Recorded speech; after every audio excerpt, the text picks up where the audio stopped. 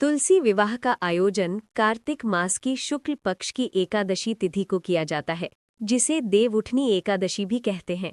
इस दिन शालिग्राम यानी भगवान विष्णु का पाषाण स्वरूप और तुलसी यानी वृंदा का विवाह कराया जाता है। तुलसी का पूर्व जन्म का नाम वृंदा था, जो जालंधर नाम की एक पराक्रमी असुर की पत्नी थीं। वृंदा भगवान विष्णु की परम भक्त थीं और साथ ही एक पतिव्रता स्त्री थीं। वृंदा के पतिव्रता धर्म के कारण जालंधर को कोई पराजित नहीं कर सकता था, यहाँ तक कि स्वयं भगवान भी नहीं। जब जालंधर ने देवताओं पर आक्रमण किया और हाहाकार मचा दिया, तो सभी देवता भगवान विष्णु के पास सहायता के लिए पहुंचे। भगवान विष्णु ने जालंधर को हराने के लिए एक चाल चली। उन्होंने जालंधर का रूप धारण किया और वृंदा के महल में पहुंचे। वृंदा उन्हें अपना पति समझकर उनके चरणों को स्पर्श किया। जैसे ही वृंदा का पतिव्रता धर्म टूटा, जालंधर की शक्ति क्षीण हो गई और भगवान शिव ने युद्ध में जालंधर का वध कर दिया। जब वृंदा को ये सत्य पता चला कि उन्हें धोखा दिया गया है, तो वो बहुत क्रोधित हुईं और उन्होंने भगवान विष्णु को शालिग्राम, पत्थर बनने का शाप दिया। वृंदा अपने पति की चिता पर सती हो गईं। जिस स्थान पर वो भस्म हुई, वहां एक पौधा उत्पन्न हुआ, जिसे देवताओं ने तुलसी नाम दिया।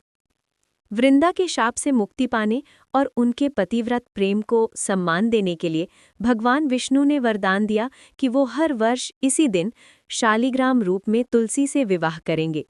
तभी से हर वर्ष तुलसी विवाह कराया जाता है और ये माना जाता है कि बिना तुलसी दल के भगवान विष्णु कोई भी भोग स्वीकार नहीं करते हैं। तुलसी विवाह की पूजा विधि यानी कि विधि। तुलसी विवाह की पूजा शाम के समय की जाती है।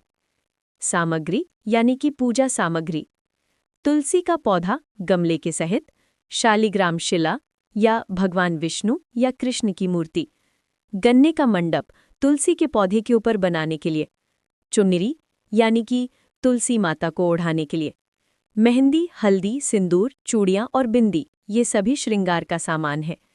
दीपक और धूप, मिठाई, फल और विशेष प्रसाद जैसे गन्ना, सिंघाड़ा, मंगलसूत्र या काले मोतियों की माला ये विवाह के लिए रखा जाता है।